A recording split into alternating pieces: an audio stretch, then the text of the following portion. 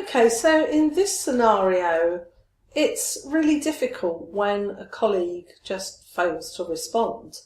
And especially if your work is interdependent, meaning that you rely on the other person for information or some kind of sharing in order to complete your tasks. And of course, it's difficult because you can't just go up to someone and demand that they communicate with you. But I guess that this is part of what's negative about using email, is that you lose that direct, face-to-face or, audio communication that you would get in a face-to-face meeting or on the telephone. So putting myself in the shoes of the person who has the issue, I think that I would want to simply pick up the phone. However, in picking up the phone, what I would want to be really aware of is not ambushing the other person. Because when we ambush people, we actually don't get their best response or their best form of cooperation. When people feel ambushed, they're likely to defend themselves or offer rejection in order to buy the time to think about what they want to do. So if I picked up the phone, I wouldn't launch straight into why don't you answer my emails. What I would do is I would introduce myself really gently. I would ask them if they're clear about who I am, if they know who I am and what my role is.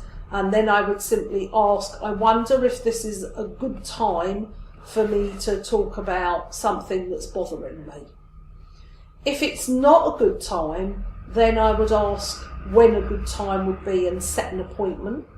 And if it is a good time and the person does have 5 minutes or so, I'd address it really gently.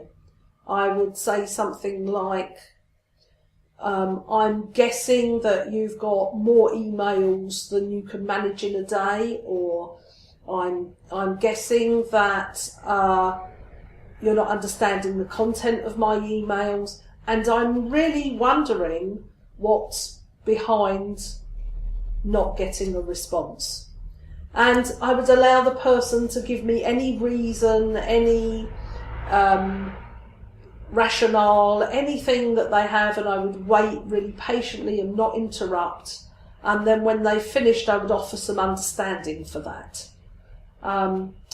Then when it feels like I've understood and they can tell that I've understood their position, then I might ask, so would it be possible to tell you what the consequences of that are for me?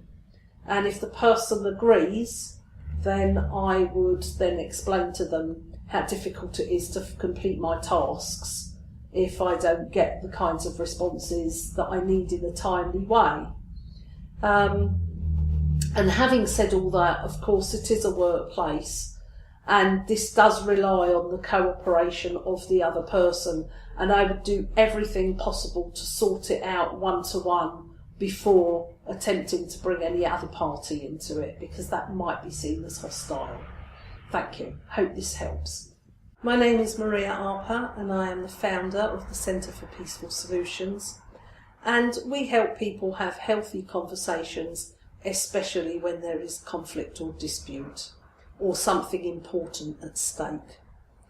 I'm a really big advocate that people should try to sort things out one-to-one individually with the person concerned, but sometimes it's really important to get outside help. If that's the case for you, get in touch. Thank you. So, obviously I don't have